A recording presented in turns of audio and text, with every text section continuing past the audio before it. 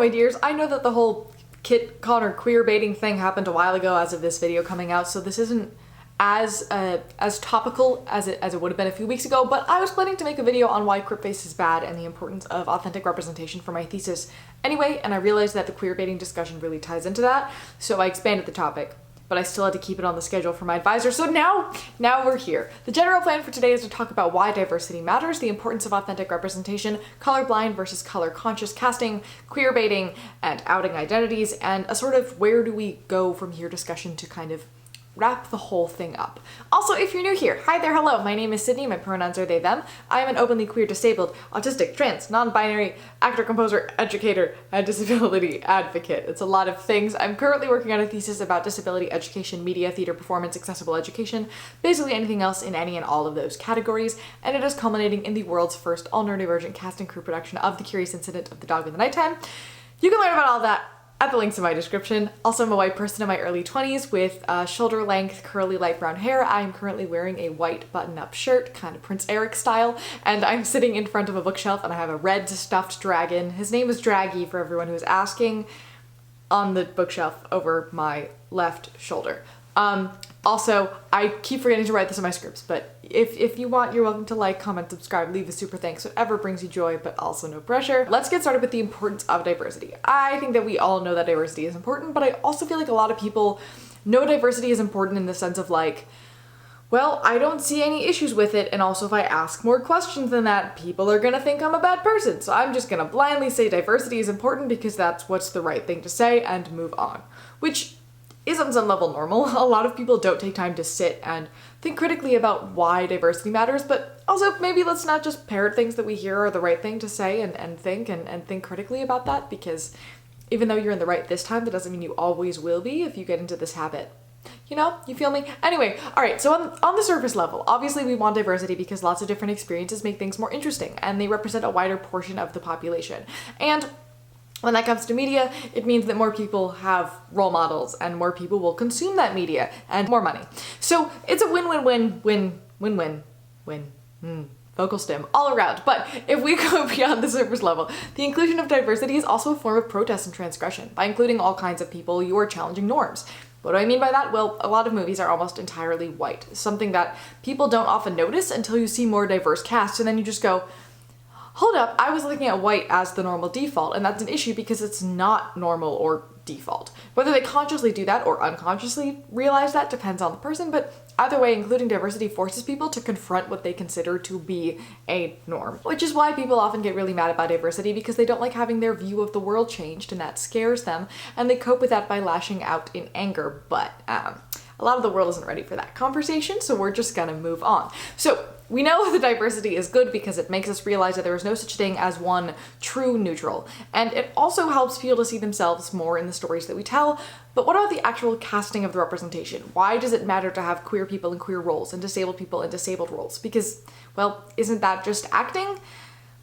Not really, because if you don't have a lived experience, all you have are assumptions and stereotypes. And when actors play a minority character, they tend to spend most of their energy learning the mannerisms and trying to create and understand that lived experience, rather than focusing on the actual human character that they're portraying. So objectively, not only is the portrayal going to feel less natural because it's not that identity person in the role, but also the actual storytelling is going to be infinitely less good. But quality of performance aside, we should also just ethically be having people in discriminated minorities play those minorities, because we're discriminated against. If nobody's gonna hire us because of our minority, and then they create a character from our minority and then have somebody in the majority play that role, that is wildly unfair and gross, because it's taking the experience of a minority community and using them for profit without in any way trying to properly represent those experiences or even in any way supporting that community.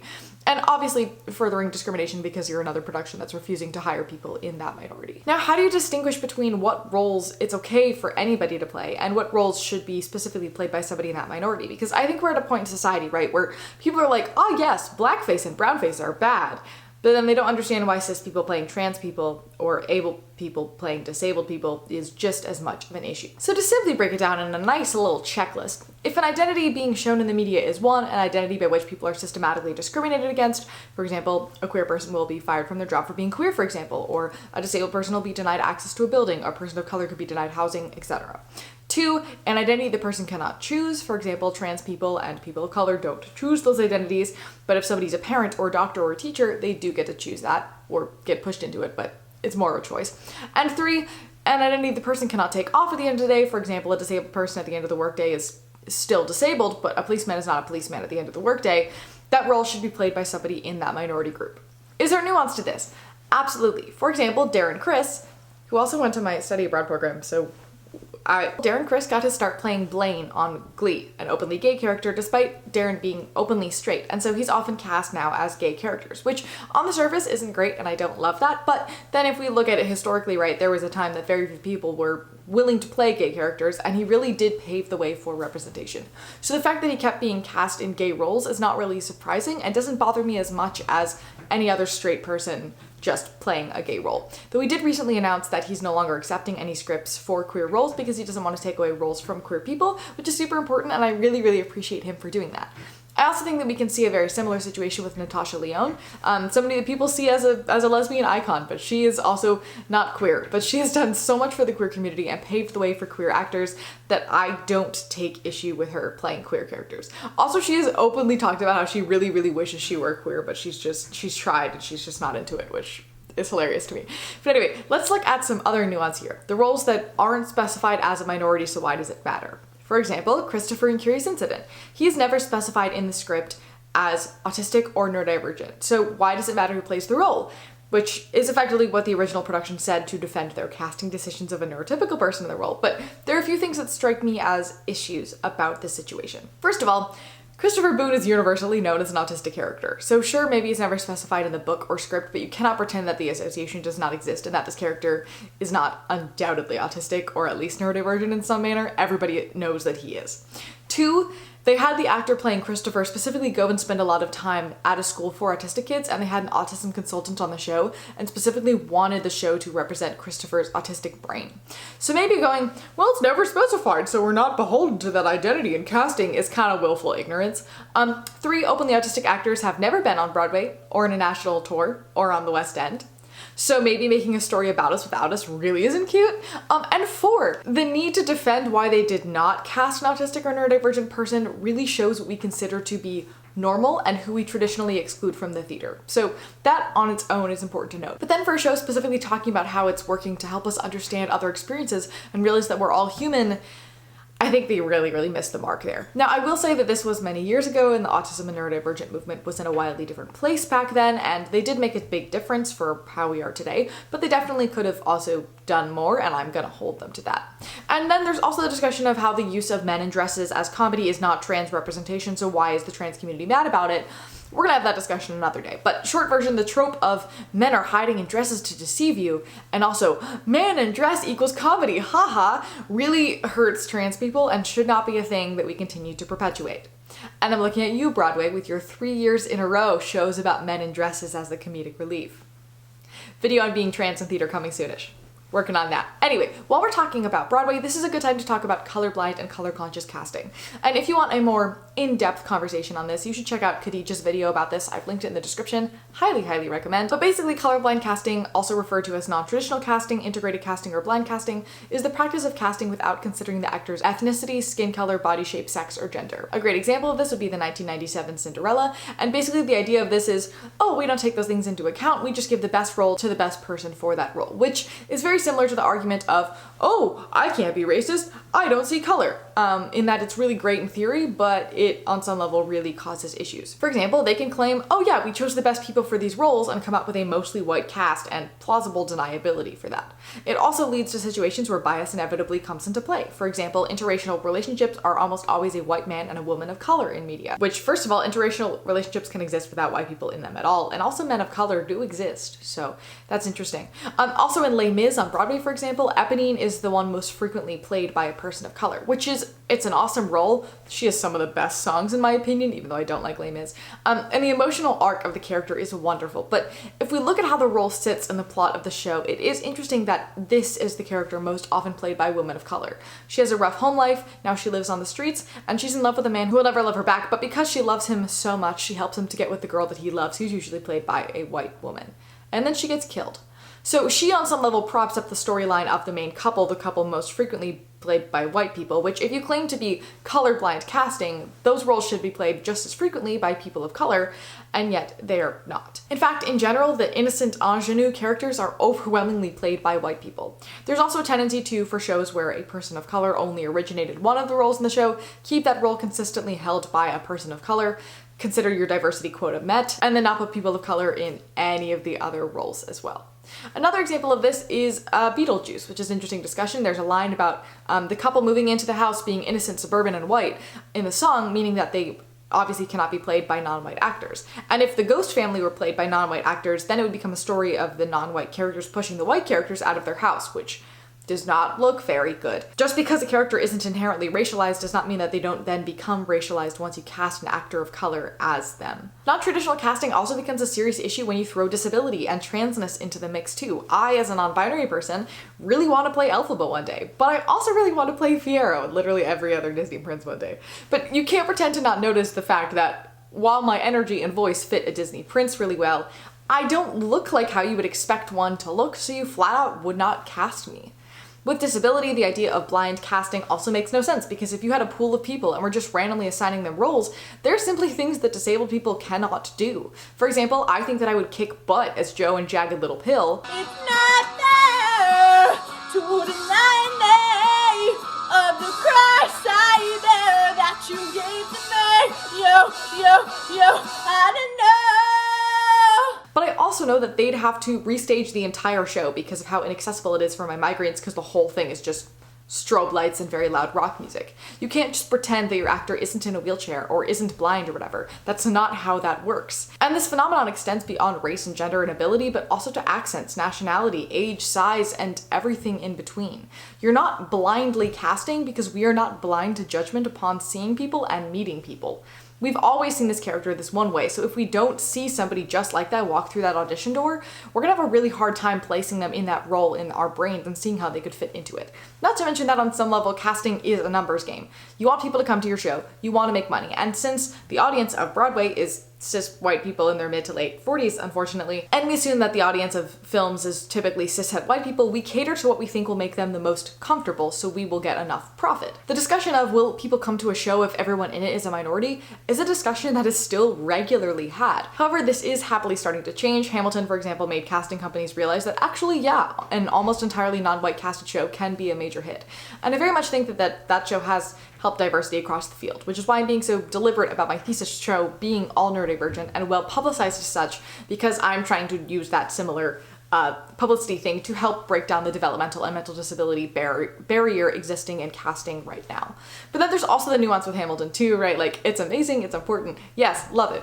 But also having all of the characters that are very much white historical figures played by people of color is an interesting choice to talk about, because on one level, yes, we do not at all talk about early American BIPOC history, and it's really cool to get people to see a reimagining of this history that better reflects what America looks like today, but also these people in real life were objectively not cool people, and also most of them held slaves. And I don't know, maybe rather than retell a white story with people of color, we should just tell the stories of people of color more, you know? I mean, obviously it's very different to have a black person play a white historical figure than a white person play a black historical figure, but it is still an interesting choice and an interesting discussion about artistic integrity and artistic choices. And while we're talking about interesting casting choices in shows about American history, we've talked about 1776 on this channel before, but the idea of doing a similar thing with 1776, another show about the Founding Fathers, and having the whole cast be non-men, is a similar situation of, okay, but maybe we should stop telling the story of really problematic people and tell other stories, because the content is still a mess and the show did not age well and you cannot fix it by putting women and trans people in your show.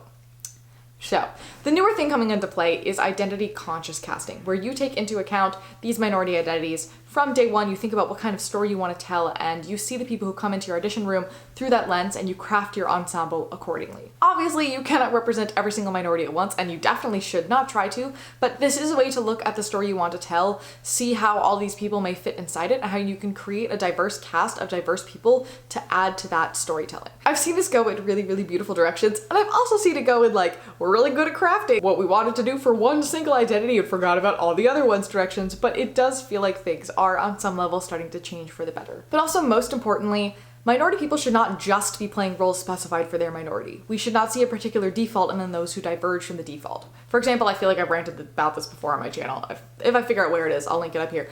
But there's a show that just did its out-of-town tryout with autistic actors playing autistic characters. It's so important, it's so good, and it's a really, really excellent show. But I also know that if the first openly autistic person or people on Broadway are the ones in autistic roles, nobody's gonna hire us to play non-explicitly autistic roles. We've seen this pattern with queer representation, with fat representation, and on some level with race representation as well. People see that this minority has roles for them, expects us to go do those roles, and thinks that the problem is magically solved now. And it's harder to fight for change to get out of those pigeonholes than it is to just go, this has never happened before and we need to make it happen right now, because in this case they can go, yeah, but you have your roles, so you're fine. And I think that there's a whole conversation to be had about the fact that now that Broadway has had a few wheelchair users in shows and did a Deaf West production, they think that they fixed the disability problem, despite that being a laughably small portion of the disability representation that exists in the world. But anyway, if anybody wants to get me a Broadway job, I'm here. My email's in the description.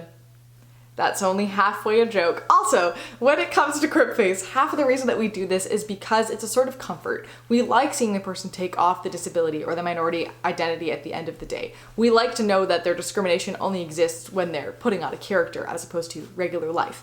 It makes us feel like, specifically with disability, that we're safe from becoming disabled, from losing control over our body and our lives. And it makes us forget that disabled people make up 20 to 25% of the population, and we can instead just pretend that disabled people as a group do not exist. Because we've always been taught that looking at disabled people is socially unacceptable, so we just replace them with normettes pretending to be disabled, and then it's okay to gawk at them. Now it's fine. And that's why 50% of the actors who won the Oscar for Best Actor since 1989 have won for Crypt-faced performances.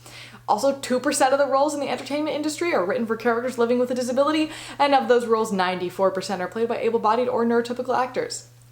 Horrifying. But anyway, casting representation is obviously just a portion of the problem. If we had all minority characters played by people minorities, and also just other roles in general, that still doesn't fix all the problems, because that is just the bare minimum. Because it also really matters what those characters actually are. For example, there's the whole bury your gays trope, the trope that gay characters always die in movies, or the fact that the black character in the horror movie always dies first. And on one level, a lot of this has to do with the fact that people want those characters dead because minorities are scary, oh no, but also another huge part of this is the fact that characters are always the sidekicks and the small characters.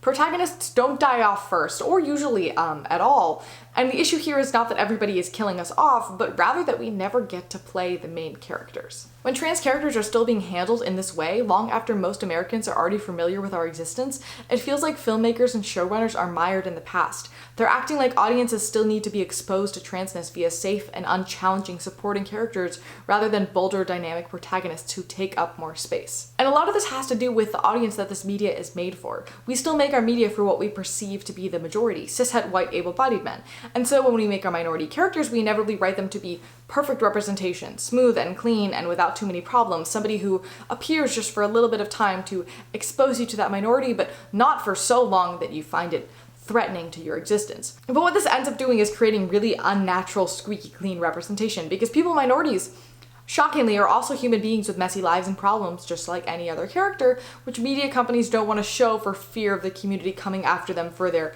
bad representation. And this is why accidental representation is often the best and most natural representation, because people don't spend half of their time in the writing room worrying about all the politics of that rep. They just do it. Like for Autistic Rep, for example, Temperance Brennan and the rest of the crew from Bones is some of my favorite representation because they didn't mean to. They just created authentic characters, and by doing so, they accidentally created a wonderful autistic friend group of detective people. Same thing for literally every character in Our Flag Means Death and Only Murders in the Building, or even Christina from Grey's Anatomy isn't written to be autistic, but boy is she. That representation feels more messy and multidimensional and human than purposeful representation such as Atypical or Dr. Latham from Chicago Med. And this phenomenon is also very common for queer representation. I just don't know queer rep very well because I make my living off of reviewing disability representation, and I don't watch TV or movies for fun. I only watch them to review for you guys, which means I exclusively consume disability content, and let me tell you, it's a really weird way to look at the world. But anyway, the fact that minorities rarely get to see purposeful representation, that said purposeful representation is usually pretty terrible, and that the best representation we usually see is the accidental kind, that leads us to ship and fanfic culture because we're trying to supplement that representation for ourselves, which means communities get used to scouring the media we watch to try and find somebody like us. We also know that inherently, people from minority identities better portray those minority identities because most actors put pieces of themselves into every role that they play, and our brains have a difficult time separating characters from the actors playing them, especially on screen. And if you're not queer, trans, autistic, or disabled, etc., know that people in these minorities are less conventionally visible, I guess one could say. We have a vibe, and we can tell, and I can spot a supposed straight passing queer a mile away, and I can spot an undiagnosed autistic who doesn't even know they're autistic from like 6 miles away. But that being said, there's an unspoken and sometimes spoken rule that you do not out anybody, because sometimes that person doesn't know, sometimes they do know and they're keeping that private for any number of reasons. Often the number one thing is safety. And also everybody has the right to out themselves when and if they are ready, and it's not our place as outside observers to assign identities to other people. You know where this is going. Can you clock somebody as pretty obviously autistic and queer and have that be the reason that you choose to befriend them without anybody being outed? Absolutely. Do we say those thoughts out loud? No. No, we do not. We keep those inside of our heads. And that, friends, brings us to the discussion of queer baiting. So queer baiting is basically the phenomenon of characters being created to leave lots of little breadcrumbs and obvious clues that they're queer, but never explicitly stating anything or doing anything to directly indicate their queerness. It originated from companies knowing that they would lose viewers and money if they purposefully made the characters queer, so they chose to play it safe and give people the benefit of the doubt by not making it explicit. So if somebody came after them, they could be like, we never did anything. Instead, they continued to hint at it and to stir up conversation by hinting at it and keep queer viewers watching, basically playing it both ways for higher profit. And the term was created as a critique of corporations because they don't really have much to lose for making their characters come out other than a little bit of extra profit, which they don't want to lose because capitalism.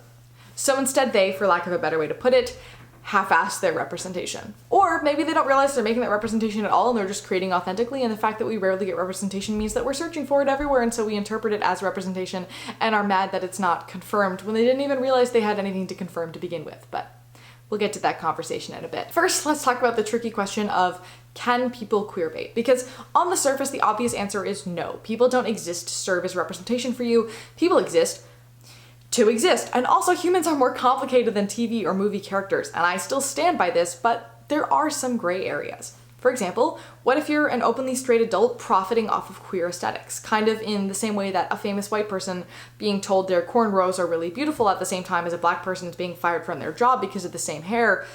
That tiptoes into sketchy territory. And a lot of queer aesthetics and trends that straight people think are fun and like to play around with and profit off of are things that get queer and trans people killed on the daily. And the commonality of straight women making tons of money off of writing gay men's relationships really does not sit right with me, or of straight people being cast in blatantly queer roles. But I will say, in that case, we should not be blaming that individual person because in the world of disability media, it's really common for casting agencies to hire non-disabled people in roles, have those non-disabled people go, I don't want to take this role because I'm taking it from another disabled person, and either be pressured into it or realize that if they don't hire you, they're going to hire somebody else who's also not disabled, and at least you are aware of the pitfalls of the representation, so you'll take it and try to do your best. It sucks, but it's true. I've taken jobs for similar reasons. So again, let us be mad at the companies and the industries and not the people just trying to survive and do best as they can within them. Hello, Editing Sydney here. This is a bad angle, but I just wanted to add something to this conversation. I just finished researching my trans in theater video, and I did a lot of research into the Jagged Little Pill situation with Lauren Patton. And I think that is a case where we can definitely also, like, obviously the corporation totally screwed up, but I would also agree that some of the blame lays on Lauren Patton, specifically for how she handled this entire situation. So I think it is very nuanced, but in general, if we don't have the context, if we don't know that they've said really offensive things or put themselves first and say, like, I have the right to this because I want to do this, we in general should not be attacking them. The most common discussions of queerbaiting that we see, though, are about celebrities being accused of queerbaiting. Harry Styles has discussed a bunch, also Taylor Swift and Billie Eilish are pretty common targets of queerbaiting accusations, and again, on one level, in theory, the idea of being an openly straight person creating an artistic brand around queer aesthetics is pretty icky and gross. But there are some issues with using that analysis here. First of all, again, these people are real people, and they're not characters on screen that we can analyze. Also, as far as I know, I don't think any of them are openly straight, only that we've ever seen them in straight relationships. Bisexual and pan people exist. Case you forgot about that, because people keep forgetting about that. Second of all, as a queer person, seeing celebrities as allies who are using their privilege and relative safety to help start or add to tough conversations because they have the money and fame to do it without as much consequence is incredibly important. Like, Harry Styles got so much hatred for wearing a dress, but, well, he's Harry Styles, and he can still exist after doing that. And I guarantee you that him doing that has helped many people feel more comfortable expressing their own femininity and setting a sort of precedent of, well, he did it, so why can't I? Which is incredible and amazing and so important. This is a perfect example of using your privilege to help others. There's also the fact that people use their art to explore identities and experiences. I just created something that I thought was a representation of one part of my identity. Somebody from another minority group went, "Oh my gosh, you perfectly described my experience." And it made me understand a lot more about myself and my world, realize, oops, I think I might be part of that minority group, but I'm still processing that. And I ended up making something by accident that really stuck with that person by unknowingly reflecting their identity. There are so many songs that accidentally became queer anthems or artistic anthems without artists meaning them to. That doesn't mean that the artist is queer-baiting us or that they're appropriating a specific experience. They're just creating art, and their audience interpreted that art in a different way than intended. That's one of the reasons that releasing art is very scary, because the second it's in the world, it's no longer yours and it's up to interpretations that you didn't even think of. And what began as a discussion of critiquing industries for profiting off of experiences without supporting the communities and rarely giving us blatant representation has become a bit of an attack on artists and actors. And what's frustrating about this is that those accusing people of queerbaiting think that they're helping the community by pointing out the bad ones and the fake ones, when what they're really doing is they're forcibly outing people, they're forcing labels and identities onto people, and they're furthering binaries of, you are either in this specific minority box that I declare looks this way and you announce it to the entire world right now, or you're not and you're a bad person and you have no right to express yourself in this way. Which objectively sucks. Like, as somebody who was recently accused of appropriating a certain identity that I've been trying to come to terms with and process for over a year and a half, I really had two options. One, out myself when I wasn't ready to out myself yet, or two, scrap the entire project that I was working on that was helping me to explore that identity and come to terms with it, and also help other people as well. What I ended up doing was halfway outing myself to a smaller group of people and then trying to explain how that group's accusations of appropriation are completely uncalled for and how the fundamental logic behind what they were saying was indicative of a really problematic mindset and way of looking at the world that I refuse to tolerate, because we are not dissecting people into diagnostic labels, especially if you don't have any direct experience with that diagnosis, which doesn't look too great if your response to being accused of appropriation is going, okay, sure, but your logic is fundamentally problematic and I take issue with it. Because when you're accused of appropriation, you're supposed to just shut up and take the criticism, which, again, objectively sucks. And I'm sorry that I'm being really vague about this whole situation, but it's an important story, and the actual context of it, I'm not there yet, and I don't know if I ever will be. And I hate that, but it's honest, and like, I'm safest and happiest closeted about that identity right now, and I need to put myself first. So let's look at a different theoretical situation. A woman musician writes a song and creates a music video, and the song is about how they feel like they don't fit in anywhere, that they want to start dressing differently, that they're fidgety all the time, that they want to cut off all their hair. And everybody hears that song and goes, wow, that's the experience of trans men, so she's either a closeted trans person or she's taking up space she shouldn't be and appropriating our culture. And others go, well, this is the autistic experience, and so she must be autistic, and therefore we see her as an autistic icon. Such as Aurora, for example. And that artist feels really boxed in. What if they are trans men, but they're still relying on their parents to pay off their student loans, and if they come out to them, they'll become homeless and in debt? What if they don't know that they're autistic, and now they're having a whole existential crisis that they couldn't handle right now, and their now safety is in jeopardy in the sense of their own physical person? What if the reason that they feel fidgety and want to cut off all their hair and dress differently is because they're currently in an unsafe situation and they're really anxious in their body and they want a fresh start? It has nothing to do with being trans or autistic. We as an audience have no idea, and we also do not have the right to that personal information about that person, because just because she's a celebrity does not mean that she doesn't struggle with regular life stuff, or that she doesn't deserve basic privacy and doesn't deserve to have her art speak for itself. There's this idea that if you're not oversharing on the internet, if you're not saying every single little thing and naming all of your identities, you must be hiding something and you're therefore a bad person. When what that really is is this thing called setting boundaries. Something that's really important and a lot of people really struggle with. For some people, they know they're part of the queer community, but it's not safe for them to come out, even famous people. So they try to insert themselves into that community in different ways that are safer for them. And then community goes, hey, you're appropriating our culture. You're not welcome here. And then completely ostracizes that person, and then they have nowhere to turn and feel very alone. And we could say, okay, but this person is a 40-year-old adult, and so they should know by now and shouldn't be taking up that space or whatever. But people come out as various identities all throughout their lives. There is no age cutoff when we're like, yep, you're not allowed to realize you're trans or queer or autistic anymore. These are all fixed identities now. Sorry about that. Good luck. That's not how the world works. That's not how people work. And also sexuality and gender and mental illnesses are all very fluid things. If you asked me 10 years ago, I would have told you that I was straight very confidently. 5 years ago, I would have said I was bi. 3 would have said I was lesbian. And today, I don't even know. I'm just gonna kiss people I find pretty if they give me their consent.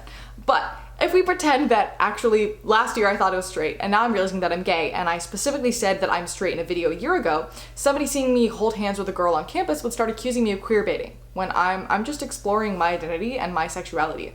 Or maybe it was already out and just forgot about it and forgot to say it on my channel at some point. I literally posted something last spring about how I was definitely sure that I was not trans and how important it is to reflect on your gender and do it purposefully, and then like 3 weeks later change my pronouns. How do we tiptoe between the lines of making sure that there aren't people who are trying to profit or gain for their own benefits from a marginalized community versus gatekeeping someone and also depriving people, real life people, from exploring their sexualities freely? And in a lot of cases, people accused of queer baiting haven't said anything about their sexuality. So people are yelling at them for appropriating and profiting off of gay culture, but who knows? They could be flamingly gay and just never really talk about it. We're just assuming that straight is the default, which is its own can of worms. Also, most importantly, identities aren't set in stone because identity categories are arbitrary to begin with. Do they have real impact on how people are treated in the world and systemically? Absolutely. But is there a clear distinction between genders or sexualities or neurotypes or mental illnesses or anything else? No, identities are boxes that we create to try to categorize people and make sense of our world. And that doesn't mean that they should not exist. Labels are very important. They help people understand their own experiences and struggles and find communities to support them and to feel less alone. But they also should not be used to define and to categorize other people, especially because a lot of the time, the people who are calling this out are not people from that identity. Like the amount of stories that I've seen of white people calling out somebody for blackface when that person is very much not white, they just didn't fit into the understanding of what blackness looks like for a white person, is way too many. Cis people have also called me out for appropriating transness when I am very much a trans person. I just don't look like what people assume trans people to look like. Being a good ally is standing up for the rights of others and calling people out when they do something that is not okay, but that does not include deciding who has the right to what experience or identity. You're not being a good ally by not being a part of identity and then telling somebody else that they're appropriating that identity because you don't know what that experience and what that identity actually looks like, and you're inevitably not helping, you're in fact perpetuating the problem.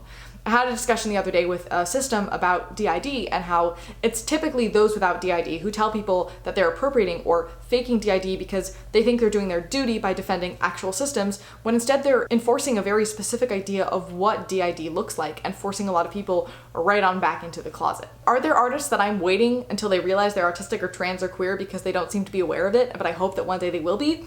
Absolutely. But do I accuse them of withholding that information for profit or baiting me or continuously harass them, asking why they haven't disclosed this information? No, no, I do not, because at the end of the day, I see them as similar to me, and I appreciate that, and I appreciate the art that they make, and I am unbothered by what identities they openly claim to have, because everybody has a right to create themselves and to present themselves however they so desire. They do not owe us anything about their personal lives. They're already giving us their art and a lot of their time and a lot of their energy and their lives, and I appreciate them for that. Not to mention that I've acknowledged my incessant need to categorize things in order to make sense of the world and feel safer in it, and how that's harmful and how that's a harmful way of looking at the world, and I'm trying to look beyond labels altogether.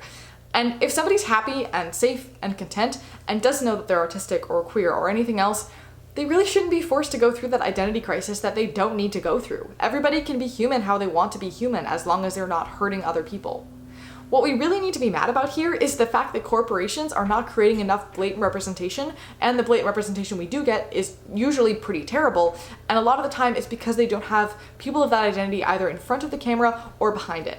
The issue is not individual people co-opting identities or experimenting with identity or creating art. There will always be people using minority identity for clout, but also outing those people really hurts everybody involved. We talked about this a lot in my Munchausen's video a while back. Now, I'm not saying that we shouldn't criticize people or things. We definitely should, especially if it's promoting harmful narratives. But what I am saying is that we need to think through our criticism. We need to think, is this helping or hurting people? And is this productive? Might I out somebody in the process of doing this? And go about it carefully, giving everybody the benefit of the doubt, because we are all humans who mess up and we learn and we grow and we change, and we don't owe you any information about ourselves, no matter how famous we may be. You are welcome to absolutely drag every single corporation through the mud. They very much deserve it. People, no. Basically, when it comes to representation, don't overthink it, but also don't underthink it either. Just be conscious about how things might be perceived, what narratives you're promoting, and strive for authenticity. Authenticity is messy, and that's okay. We want that. We say nothing about us without us for a reason, but while we do very much mean that, if not everybody is out as one of us yet, but they're a part of the thing, that is okay too, as long as they're not taking jobs away from people who are out in that minority and experiencing job discrimination because of that. Identity and representation is a very, very messy and sticky and awkward situation, and there's so much nuance and there are so many pitfalls, and it is so easy to get defensive about stuff because we always expect the worst intentions from other people. We're already geared up to fight people. That's just how we see the world, especially for very anxious people, which is most of my generation at this point because of everything. We always expect companies to do the worst job possible, and people do the worst job possible, and we're so used to seeing terrible representation that it's really common for minority people to literally tense up when representation appears. So as somebody who is working in the industry and helping to create some of that representation right now, I want you to know that things are changing at lightning pace. We are just as critical within the industry as we are outside of it, specifically in smaller budget things that have more focus on authenticity than profit. And I will say that we have a tendency right now to introduce monosectional diversity and be like, this is a big deal, and it is a big deal, but also every big deal actually autistic character right now is very, for example, low to mid support needs, mostly verbal and white, and that does need to change. But again, the industry is aware of this, and we're starting to move forward towards that. So relax a little bit. Always assume the best. Maybe don't out people for things, because putting people's safety at risk for the sake of your activism is not activism. It's performative and it's gross.